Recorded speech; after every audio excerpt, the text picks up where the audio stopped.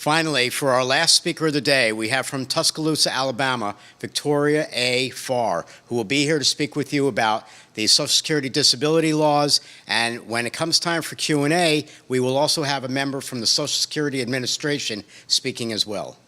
Okay, my name is Victoria Farr. I'm a lawyer in Tuscaloosa, and I do primarily Social Security disability, and actually I do SSI cases as well. There are a lot of similarities. For example, all the medical requirements are identical between SSI and Social Security disability, so a lot of what I say will apply to that. The main thing that I want to discuss today is I'm very briefly going to do the process, but that's fairly simple to find out about. You can go online, and there are a number of websites that will explain in plain English what the application process is.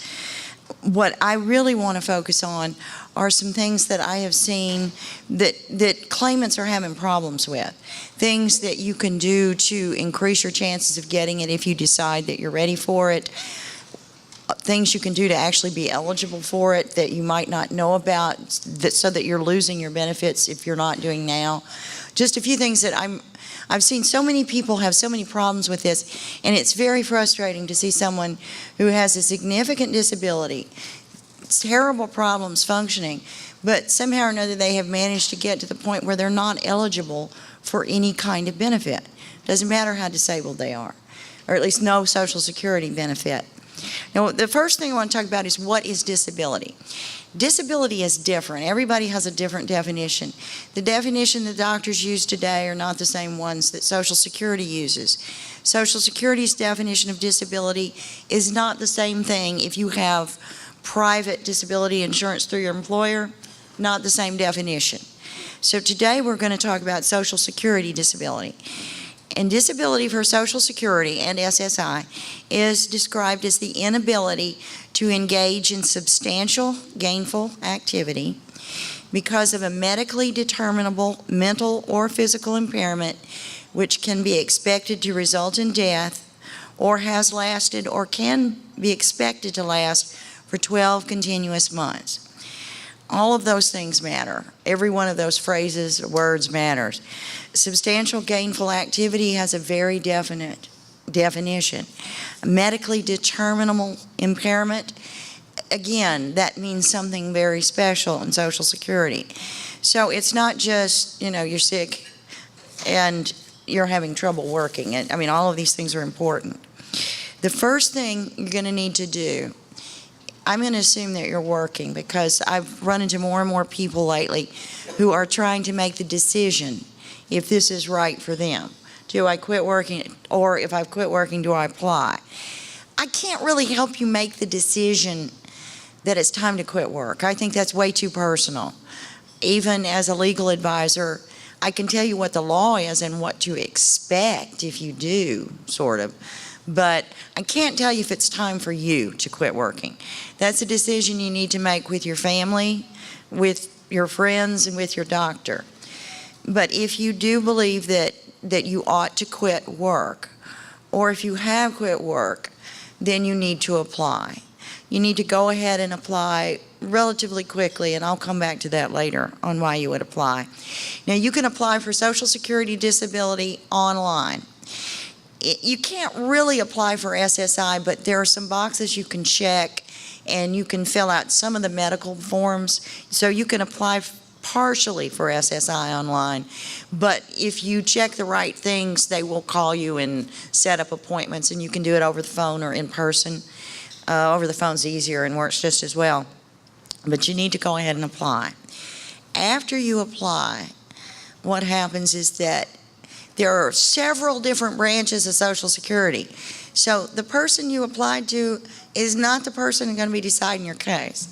Everybody moves around a lot, or seems like your file moves around a lot. It'll go to another division, a state agency actually, that will decide if you're disabled under their rules. The people that make the first decision on your case are a state agency. They use federal rules. They use Social Security's rules, but it's a state agency. So it's not the person who took your application. And I think it helps to know, I think it could help you to know that. A lot of people I know believe that the Social Security employees are there to help them get their disability. They're not. Now, a lot of them are really nice people. Most of them are really nice people, but they are not there to get you your disability. It's not their job. Their job is to administer the program according to the rules in an orderly fashion. And some of that is helping you know those rules, but they're not really there to get you disability. So anyway, this goes to a state agency. Those people will try to collect your medical records. I'm not saying that's going to work. Sometimes there's a lot of problems with getting medical records, but they'll give it a shot. They may send you to some doctors employed and paid for by, well, contracted with by Social Security to examine you. They may not. It just depends. And after approximately 3 to 5 months, somebody will make a decision on your case. Okay, everybody's opinion on this is different. Some people just say everybody's turned down. A whole lot of people are turned down initially. It takes some really, really compelling evidence to not get turned down initially. And I think that's not usually a good time to give up most of the time. Then if you get turned down, you can decide that you're okay with that, although I don't know why you would be if you applied, but maybe you are feeling better and you want to go back to work. If you aren't okay with that, you need to request a hearing. Now this is what everybody hears about. You know, this is taking forever. Why is my case dragging on? It's the hearing level. It takes, okay, I'm going to say a year, but I think that's wrong. It takes probably 18 months now, but there's no rule on that. I mean, it is not a rule. It's just a practice. And it has expanded and contracted over the 17 years I've been doing this several times. But now I'm going to guess about 18 months from now, you request a hearing. Not 18 months from when you applied, 18 months from now. That's not always a bad thing. A lot of people's cases medically have not been developed that well. You know, they're in an early stage, or it's just recently gotten worse and there's no way to document that it's going to stay worse. Of course, there are lots of different disorders. MS is obviously not the only one. So the course of that is different. Sometimes, for example, people are in accidents and there can, you know, Social Security says, well, in 6 months you'll be able to work. And they're not. So it takes time in cases like that to develop that. But also in MS, you can have the same thing. You can require 6 months or a year or 18 months of records to really show that you're disabled. So anyway, that's the hearing, the waiting on the hearing. There is such a thing as requesting early payment, but it very rarely works anymore. It used to be used more often. Social Security is actually celebrating the fact that they have cut way back on favorable decisions. There's a lot of pressure on judges not to decide cases in favor of claimants as much as they used to. So the hearing rate, the allowance rate, has dropped considerably. And by allowance, I mean people who have gotten favorable decisions and have been allowed their disability. It's been dropped, I believe, 20% over the last couple of years. So there's fewer quick decisions. But okay, so the 18 months is not always a bad thing. I've had a lot of cases that were not great when people came to me, but by the end of 18 months of going to the doctor regularly and we collect those records, there was a lot more proof of disability, and I think a lot of cases are won just by waiting that long. But not really waiting, but you're actively doing things during that period. And I think that's important to remember from your point of view, is there's a lot the claimant can do during this period that will really help them get disability eventually. And I want to talk about a couple of those things. This is a good time to talk about one of the things I've seen people have trouble with. Excuse me. Okay. You know, you have a disability and you're convinced that everybody knows how that affects you, but it doesn't. The judge knows very little about how that affects you. I think MS is actually an excellent example of a disorder that affects everybody differently. So they couldn't possibly know how it affects you. And so you need to go to the doctor during the period while you're waiting and make sure the doctor knows how it affects you. I have clients, and I completely understand this. You go to the doctor and you don't feel good, and the whole experience is depressing, and you wait around for a while, and you're running around taking tests. By the time you actually get in to see the doctor or the nurse who's taking a history, you just want to go home. I mean, I want to go home. So you don't report all your symptoms. You know, I got to go home. You hit the highlights and then you're out the door.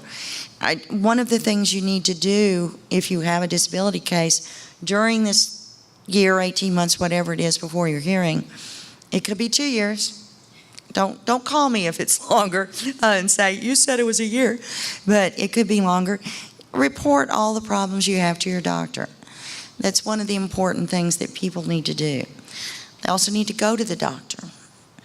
They need to not refuse to take medicine. That doesn't mean that you have to take things that you're having horrible side effects. But one of the worst things you can do is just, toss the pills in a corner and never bother to tell your doctor you didn't take them. You need to report, those problems to your doctor. Therapy. It's great to go to therapy during this, even if you're not having, if your insurance company is giving you a hard time and you cannot get very long course of therapy, even if you can only get a short one, go to therapy because those records will help you. One of the other things you need to do is you need to write all this down because as an attorney I can tell you it's not easy to find out who has your records. Federal law is such that medical providers are supposed to keep things to themselves. So I can't say call around and find out where you've got records. A lot of providers, for example, if you go out for, say, imaging to a clinic or a radiology clinic that's not attached to your doctor's office, a lot of times I don't get those from the doctor. I've got to go to the radiology clinic. And they're not supposed to give you things they get from other sources. So it's up to the patient or the claimant, patient, in this case, to keep up with where you go. Preferably when, too. Because that way, if it's missing, I know it's missing. I can't tell if you've had an MRI a lot of times unless you tell me. So I'll know to look for it now. So that's one of the things you can do. Now, when you get to a hearing, finally, you get to a hearing, Social Security has a very specific way they evaluate cases. Every case has to be done according to this sequential evaluation. And what they do is they go through a series of tests in order. Excuse me, I'm sorry, it's springtime in Alabama. The first question they ask is, are you working at the substantial gainful activity level? Okay, that actually, as I said earlier, that means something. That means if you're working and you make over $1,090 a month, you're not disabled. Doesn't matter.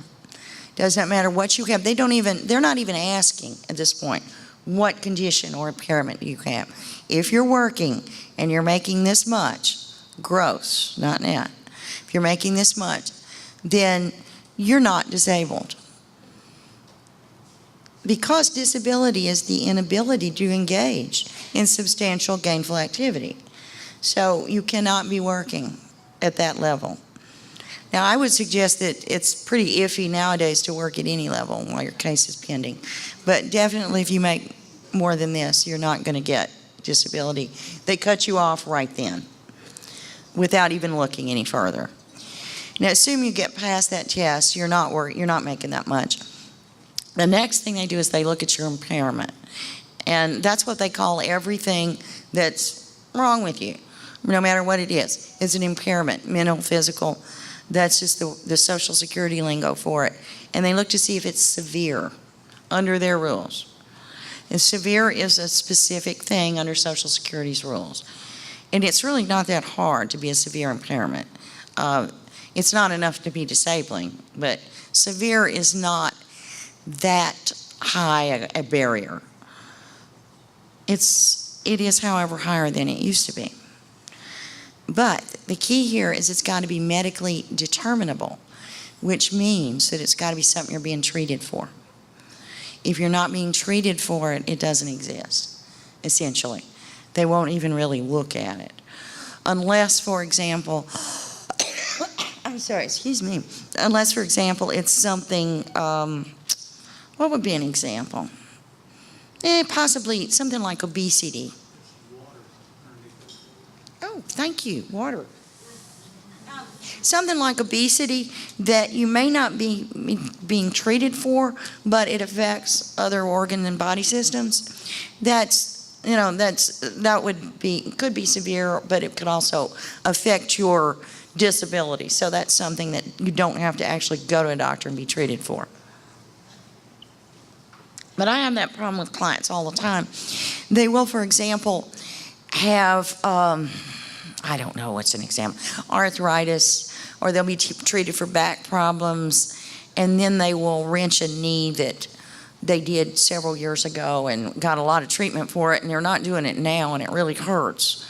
But it doesn't count, and it can't really count towards their disability, the fact that they can't walk on this leg, if you're not at least going to a doctor and complaining about it. So that's another reason why you want to go to the doctor and you want to complain about your symptoms. I think of practically, if you have MS, you need a couple doctors anyway. If you've got something other than MS, which you certainly can, you can have some orthopedic problems especially, or things that lingered, from your youth when you had that motorcycle wreck, and then, that's coming now to bite you. You may need another doctor to treat you for that. So it does matter that they're medically determinable. The next step they go through, it's something called a listing, and it's really not going to apply to much of anybody. They have a specific group of impairments where they have all these little criteria. If your blood count is this and you have this many episodes a year, you win. They very rarely apply to people. I mean, in my experience, less than 10% of the cases I've got. And so they do have one for MS, but it's kind of difficult to meet a listing. A lot of the problems they have, of course, is that it takes years to get all this approved. And medical science has changed a lot since they first started working on it. So a lot of times the tests or the criteria they use are outdated.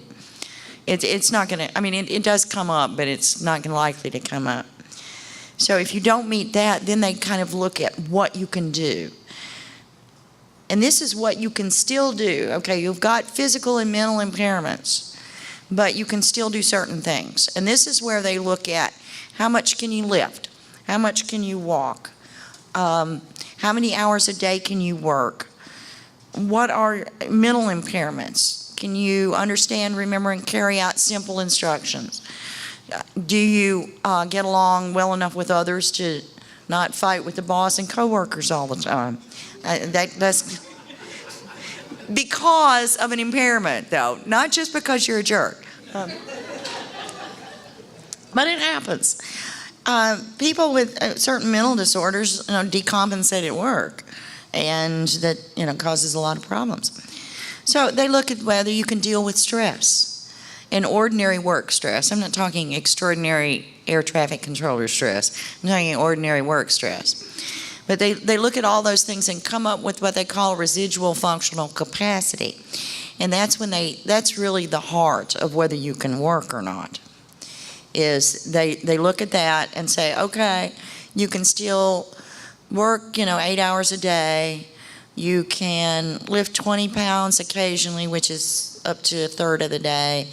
You can, get along with people. These are the jobs. Well, first of all, they look at what you used to do. And if you can return to what you used to do, you're not disabled. And then they quit. They don't look at anything else. It's just, she can go back to whatever she used to do. It can be kind of tricky for people who are educated and had sedentary jobs. And that's a lot of times where mental impairments like memory and attention can come in. If you can't do those anymore, that can be different. It can affect you and you can't work. If you cannot return to your past work, then they look at other work you can do. And they have vocational experts specifically engaged to look at your residual functional capacity and match you with various jobs. At this point, this is actually most of the time where most cases actually do get this far. But they match. It's amazing the number of jobs out there that you would think don't exist and do. For example, there are a number of sedentary, unskilled occupations that Social Security tends to say people can do if they can only do sedentary work. And that can be important because it doesn't matter what you used to do. If you can do unskilled work, you are not disabled. And that's an important distinction for those of you who might have insurance through your jobs. They use a different definition of disability. If you have a job as, well, let's just say a lawyer. If I have disability insurance as a lawyer, then if I can't do this anymore, with various other things, but if I can't do this anymore, I am disabled. Not true of Social Security at all. Of Social Security, if I can't do, I have to not be able to do this, I have to not be able to do unskilled labor to be disabled. So that's an important distinction between private insurance and Social Security insurance. And it definitely, of course, makes Social Security harder to get. There are some distinctions the other way. Social Security has one component I can think of that's different from a lot of private insurers that works for your benefit, and that is part-time. I have had, well, of course, private disability insurance varies a lot because it's a contract. Different insurers put it out, so they're not all the same. But I've had clients who had that, and if they could work part-time, they were not disabled under their private. Under Social Security, you have to be able to work full-time. So that's a benefit to you. If you can work 20 hours a week and that's it, then you can still be disabled for Social Security's purposes. So that's an advantage there. Now at this point, I want to switch and talk about a couple of them things. I've covered the one about being a good patient. That's one of the most important things I've seen people not do well. And that's, not be a good patient, not have the kind of medical records you need. But I've covered most of that. This is the big one. I've had more people come to me lately who have lost their ability completely to get disability benefits. They are not eligible. They will not be eligible under any realistic scenario because their benefits have, and this is my word, expired. I know that sounds ridiculous, but it is true. Okay, if you know how you get Social Security, you work, you pay in your FICA, and you can get disability, or you can wait till you're old enough and retire, but it's the same pool of money, the theory anyway. But as far as you're concerned, it comes from the same consideration, your wages is what goes into making that. Okay, now you probably know that if you quit working for several years, if you worked a lot when you were younger, you can probably still have something in retirement. But your disability actually expires. You have to have worked recently to be insured for disability. It's a disability insurance benefit. It's like a lot of insurance, it means if you don't pay in, it lapses. This will lapse. Now, the most anybody is ever going to have is 5 years after you last worked. That's the most. You may have less. If you missed some months working, if you didn't work continuously, if you didn't make enough money a few quarters here and there, your disability will lapse sooner than 5 years. But no one ever gets longer than 5 years after you last worked. I've had friends, I've had clients who kept thinking they would go back to work. And some of them actually did have MS. You did tend to run into it in conditions like MS. People, they have an exacerbation, and so they quit working for a while, and they think they're going to get a lot better and go back to work. I've had it with other conditions, with clients with other conditions as well. They're optimistic, but 6 months rolls by, and they're not able to go back to work, and they just keep thinking, I'm going to be better soon. I know I'm going to be able to get back to work. And if you string that out for 5 years or less, you end up not being eligible at all on your work record. You cannot get disability insurance benefits. Now, it's possible that you could go back to work and work for, well, you'd have to work for at least 5 years solid. You might be re-eligible, but usually if you're seriously looking at it now, that is not a very realistic scenario. It's just not likely to happen that you're going to be able to go back to work and work enough for 5 years to get reinsured. So you could have lost your disability forever. And that's why I think it's important to make the choice whether this is right for you. As I tell people, don't just let it happen to you that you quit work and you're going, well, gee, I guess I should apply for disability, Make a choice. Make it an active thing. If you decide you don't want to, that's fine. There's nothing wrong with not doing it. But don't let you just accidentally get yourself wiped out of this so that you're not eligible anymore. Now, I want to say a word here about SSI, because people may be thinking, oh, well, I could get SSI. Well, maybe, maybe not. SSI has, as I said earlier, the same medical requirements that disability does, but the financial eligibility decisions are different. Disability insurance is based on your work record. There are a couple other considerations that can go in. You can't have so much money that they cut that, but in general, your financial, simple financial health does not affect it. With very simple things don't. SSI is a needs-based test, which means that if you have 2 cars and they're both worth more than $2,000, you cannot get SSI. It's the extra car. Now, if you have 1 car, doesn't matter how much it's worth. The car you drive can be worth anything. But if you have another car, say, a $5,000 car that just happens not to run, that can actually mean that you cannot get SSI. If you own property that you do not live on or a house you do not live in, that can keep you from getting SSI. It doesn't matter. Nothing else matters. You cannot get it. If you're married and your spouse makes too much, you can't get SSI. And then it's fairly low what the amount is. So you can't always just get SSI just because you can't get disability. And I just want to tell people that. Please don't let it expire.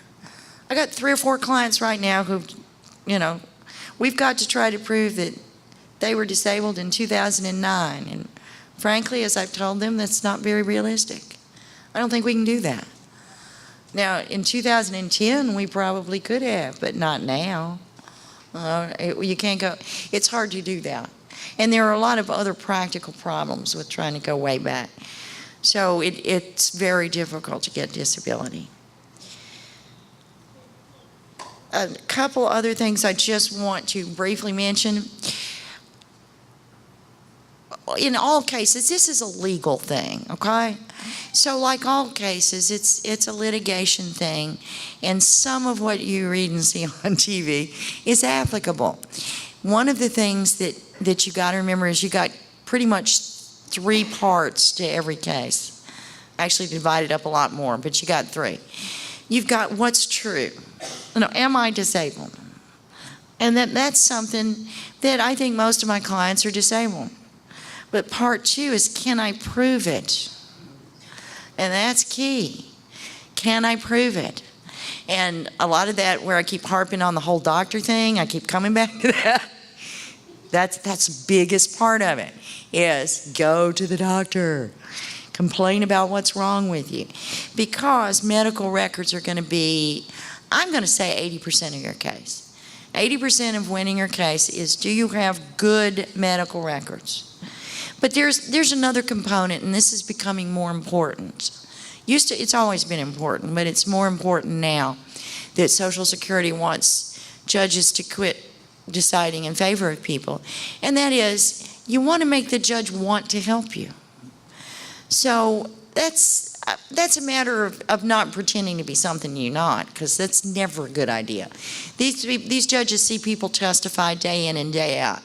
They can pick out liars. They're really pretty good at it. So you don't want to be something you're not, but you want to be the best version of yourself. And you want to help humanize your experiences.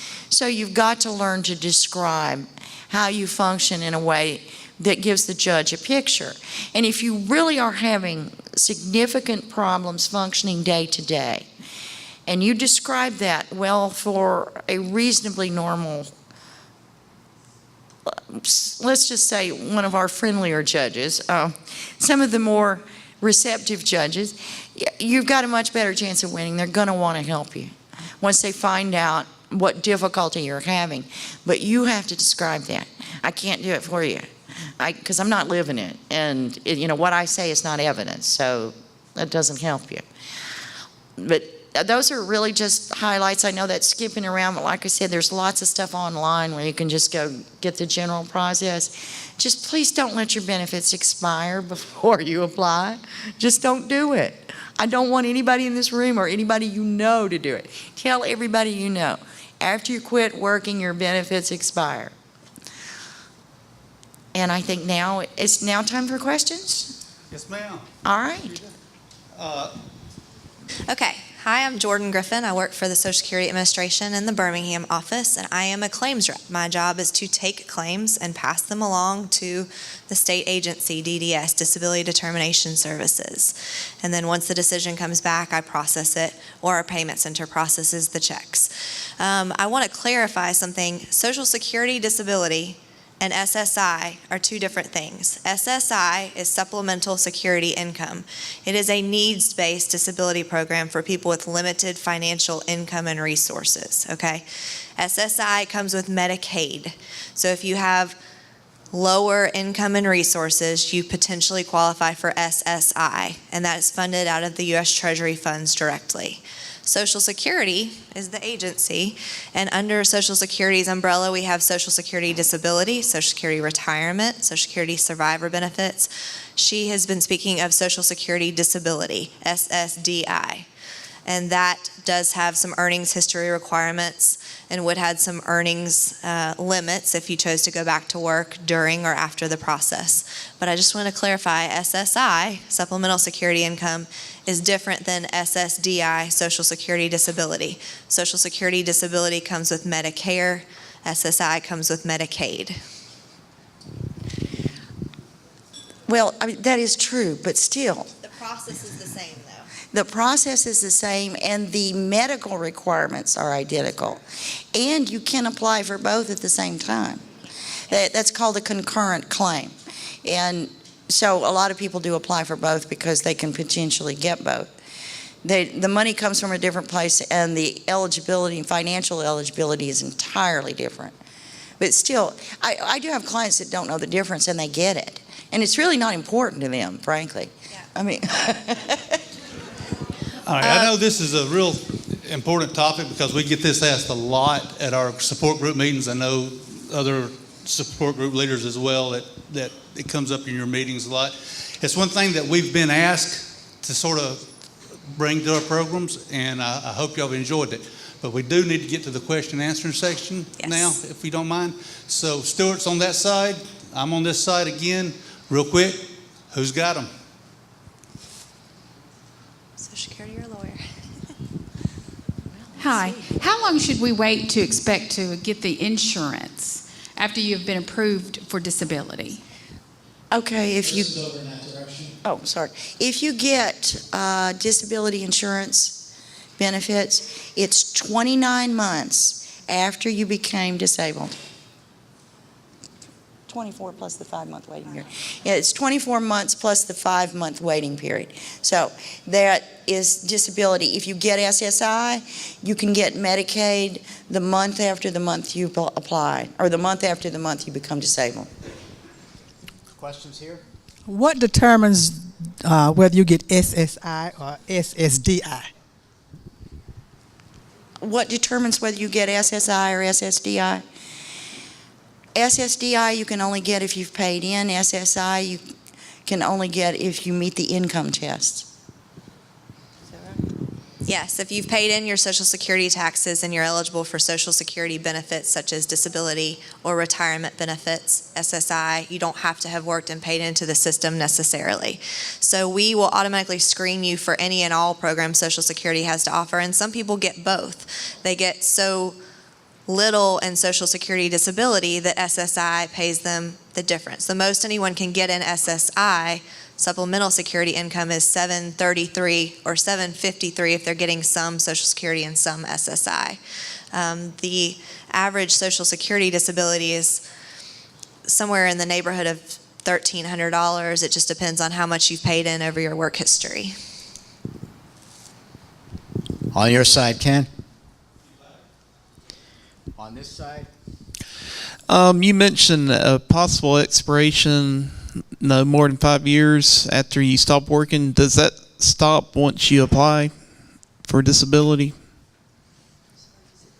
Does the clock stop ticking after you apply? Before The whole sort of line in the sand is finding that your condition met the criteria before your date last insured, or the date that your insured status ran out. So if you apply in 2014, but you were last eligible or insured for Social Security disability in 2012, you have to prove that your condition met the criteria before that 2012 mark. So it's more when your condition got to a certain point than the date at which you actually submit the application. However, as she said, we have to be able to find the records to show, and the longer you get away from that date, the harder it is to show that, because doctors lose stuff and it's harder. There's one important thing I wanted to add to that. It is possible to apply. Let's just say that your benefits are you're still good for benefits. You apply, you lose, you decide to reapply. The clock doesn't stop. So you can actually go through the whole process, lose your eligibility while it's going on. The question I want to know is, if you're going through the time limit of the 18 months to 20 months of getting approved, you still have to wait the 29 months to get the insurance? Yes. No. So the 18 months is not included? I don't understand. No, it's the point at which they find that you became disabled and the point that you were eligible for benefits is when is that, as far as when is that clock start ticking on the 24 months. So if they find that your disability made you eligible in January of 2012, the 24 months starts ticking in that January 2012. If you don't get approved until 2014, your 24 months may have already passed. So it's not from the date the judge says you're disabled forward, it's from the point they find that your disability met the criteria forward. Ready? We're back over here. No, go to her first. No, you first. Oh, okay. Okay. Sorry. Okay, the 5-year deal that you were talking about, can you explain that a little bit better? I mean, like I got fired from a job. I got fired. I applied for all of this. I was denied. I'm now waiting for the attorney, and it's going on 2 years in June. It'll be 2 years in June. So how does that 5-year thing affect this? If that makes sense. I'm sorry you've been waiting 2 years. I professionally am seeing more like a year, but apparently she's seeing more like 18 months and you're seeing 2 years. So it depends on the case. It depends on the judge's workload, honestly. If they can get you in sooner, they'd love to get people off of their caseload, but it just depends. It's called the 20/40 rule. Basically, you have to have paid in at least 20 quarters of coverage in the last 40 quarters of coverage. And And what that breaks down to is you have to have paid enough in during a quarter of your work to move your insured status forward, or you have to have paid in at least $1,000 per quarter for at least the last 5 out of 10 years, or at least the last 20 out of 40 quarters. So maybe you can explain it a little more simply, but you have to have paid into Social Security at least 5 out of the last 10 years. And every time you pay in, it bumps your date last insured into the future a little bit. So if you stopped working 2 years ago, you may have 3 more years left on your insured status. Or if you don't make a lot, you may not have that long. If you didn't pay in at least, I think it's $1,200 per quarter this year, if you only made $800 in a quarter, that doesn't get you a quarter towards your insured status. So it doesn't move your insured status towards the future at all. So while I'm waiting for this,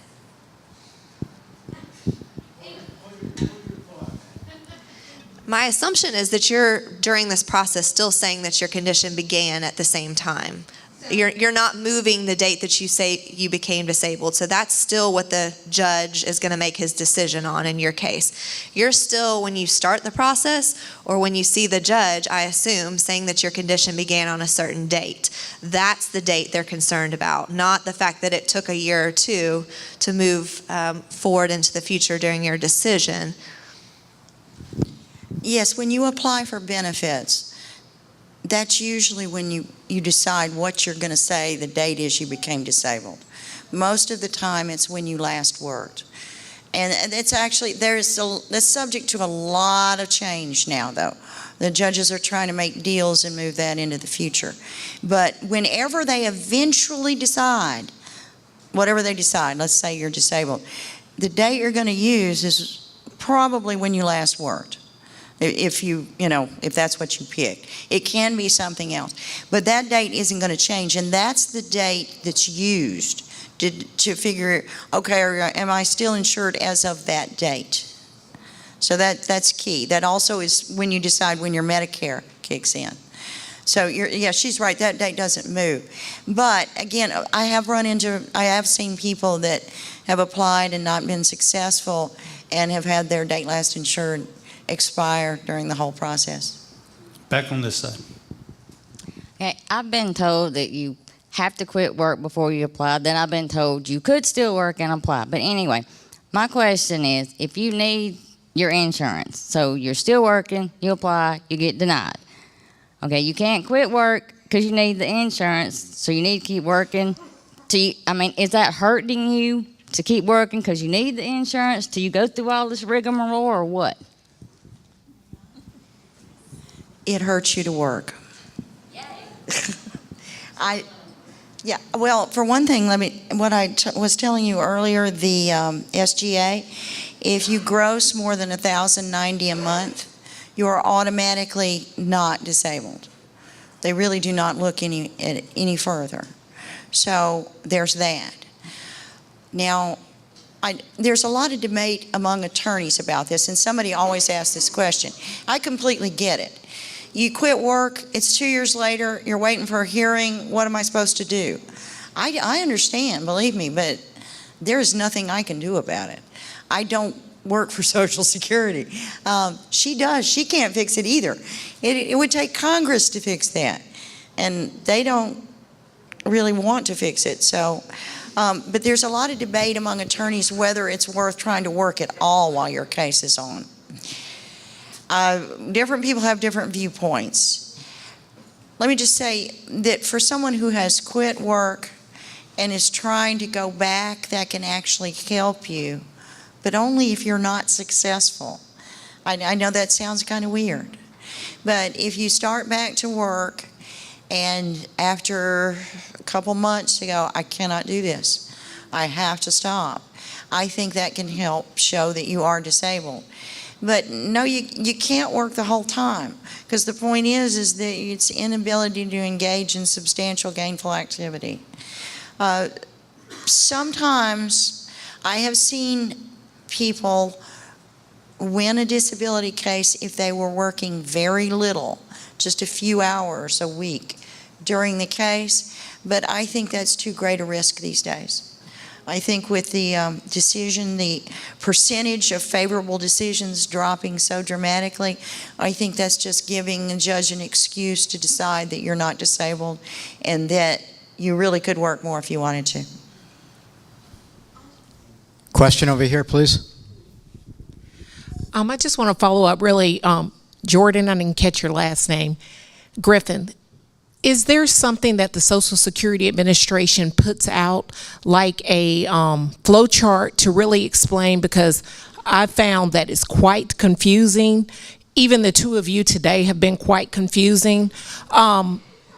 You know, going through the disability, and I do work for Congress, so that's another step there, how you can call your congressional officers and ask them. But if you could explain how your case, because you stated you're a case reviewer, but ultimately administrative law judge has to approve your case. And you know, if you could kind of explain in different areas, because if someone is in Mobile, they're not really getting the same consideration from an administrative law judge in Tuscaloosa or Montgomery or, you know, Huntsville. So if you could kind of just synthesize kind of in a flowchart way what they need to do. For sure, I'd be happy to do that. And of course, if you're ever unhappy with anything, I recommend contacting your congressman so that they understand what it is that your issue is with. My job is to make an appointment for you to come in and to file for benefits and to ask you the questions. I take your claim. I pull it into the computer. And then in doing so, you can actually do it online, which I've actually found helpful for some people with MS so that they can do it at their own pace and combat some fatigue. You can do the whole process online. As she was saying, that's for Social Security disability. SSI is not entirely online, but if you check the box in the internet application saying that you wanted to file for SSI, we will contact you to get that set up. If you don't hear from us in a few days, you can always call us and go ahead and set up an appointment, and we can do that over the phone or in the office. So you would call, you would set up an appointment, or you would do it online. You would submit the application through someone like myself in the Social Security disability area of our office. And then we send that information to DDS, Disability Determination Services, which is a state agency whose job is to request the medical records, review those records, and make the decision as to whether your condition and your situation applies to the federal law. If that's an approval, then that's great. It comes back to me, and I let our payment center know exactly what the information is, and we start issuing your checks. If it's a denial, you have 65 days to appeal that decision. So in Alabama, the next step is to see a judge. In some other states, you go back to the medical reviewers. Not the case in Alabama. If you're denied at the initial level, you go to the hearings office, and you would see a judge there. And during your time when you're waiting on the judge to schedule your hearing, you would be filling out questionnaires, contacting an attorney if you wanted to, or if you had not already done so. You would be seeing a doctor and scheduling the hearing with the judge. If the judge approves you, then again, it'll come back to us. We'll start issuing out your payments.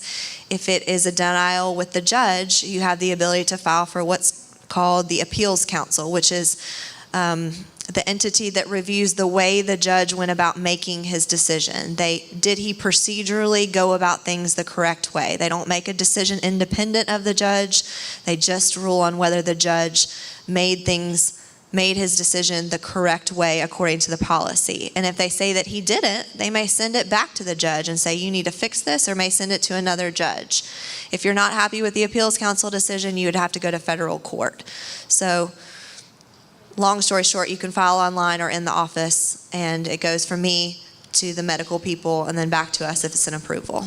Okay, last two questions. Wait, before that, I just want to let people here with MS know that if you think that you need to be on disability income, I think it's best that you let a professional like a disability attorney take care of this for you. Because if you're able to complete all that paperwork, you cannot prove that you are disabled. Okay? That paperwork is so confusing that, again, if you're able to do that on your own, I think that Social Security will turn you down just because you're able to complete that paperwork. So go see a person like Victoria. Or if you have a friend or a family member that can help you with the paperwork, that's an option too. Let me just mention that actually you are right. I have seen, and not MS people, but I have seen people denied when they said they had difficulty reading and writing because they didn't put down that someone helped them on those forms. If they left that part off, then I've seen them denied for that. You were stating that you won't win if you're working, but my infusion costs $17,000 a month. So I won't have insurance if I don't work. So what do we supposed to do? Why was you stating that you can't work and be able to get disability? I don't know what to tell you. I really don't. I cannot, believe me, I think it's a ridiculous system that you have to wait this long and that you don't have health coverage while you're waiting. But that's why I try to get people on disability. Now, a lot of times there are some charity programs that will help people out. I've had clients who had insurance covered for a while, and then when that ran out, they would go to the local clinic and get referrals for help from the free clinic. But that's what they do. A lot of people use savings. Social Security expects you to have savings that will tide you over through the process. They've said that. They don't think it's going to be as long as it does, though. And they're working to try to speed it up. But things keep happening. Question over here. I think it's an endless answer. I mean, It is, but I was also going to say that there's an option to get Medicaid outside of this process too. So if you have not contacted the Medicaid office, I would recommend that you do that. You mentioned about benefits based on income. What if you have a high income job and you become disabled? Are you going to be expected to go from that kind of income to $1,300 a month average? I mean, is it based on your income? Is there a maximum benefit? what are the percentages that you get for it? Does that make sense? It's all done by percentages. She wants to know, based on her income, what is the max that she could, that a person can get? Right, okay, so SSI, the most you can get from that program, not having ever paid into Social Security taxes, is $733 or $753. Your Social Security payment amount is based on what you've paid into the system. So someone that has had a higher income job would have a higher payment amount per month than someone that had not paid in, just like retirement benefits. The more you paid in Social Security taxes, the higher your monthly check is. So the criteria is that you have the inability to work. They don't necessarily take into account the amount that you were making while working, more so what you were doing as far as what the job entailed. But the check does go up or down based on how much you've paid in the Social Security system.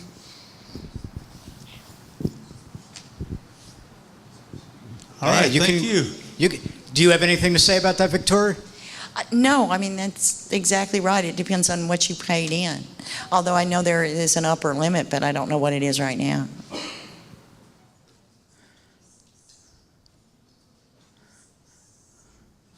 So if a person had a job where they made $500,000 a year and they had to stop working, what's the maximum that person can get paid? Do they still get the percentage based on this person that's making $15,000 a year? So it's a graduated system. So just because you paid in half as much as somebody else doesn't mean your check would be half as much. It would be a little bit closer. But the most anybody is getting in Social Security is $26.63 maximum Social Security benefit, $26.63 this year. I would encourage everyone, if they have not gone on the Social Security website, you can set up an account and it can give you a benefits estimate so that as you're formulating your personal plan, you would know what you would be working with as far as a monthly check if you were to be approved. Now, SSI, the most you're going to get is $733 or $753. But Social Security, you can get an estimate for retirement or disability or benefits for your family if you were to pass away and you had children or a spouse that you left behind. You can go on and set up a My Social Security account and get these benefits estimates. And I encourage people to do that anyways, just so that they can, once they're receiving benefits now or in the future, they can print out benefits estimates, update their phone number, their address, all that jazz. I actually think our website is pretty user-friendly. I use it often to explain to people things. There's a big old benefits tab at the top, and you click on that, and it says retirement, disability, survivors, and so on and so on. And it's got a Q&A block with obviously frequently asked questions. Yeah, Social Security's website does have a lot of useful information on it. I mean, I go and play on it all the time, and just to see what they're going to say about things, and it's very helpful. Let's give Jordan and Victoria a round. Thank you very much. Again, though, I want to thank Genzyme, a Santa Fe company, for giving us the dollars to do today's program. MS Views and News relies on the pharmaceutical industry, who actually want you all to learn. So they like to give us grants so that way we could do these types of programs. Again, we did 40 programs last year, and every one of those programs was funded by pharmaceutical. And that's the only way we're able to bring these programs to you. So I hope that you all are thankful as well.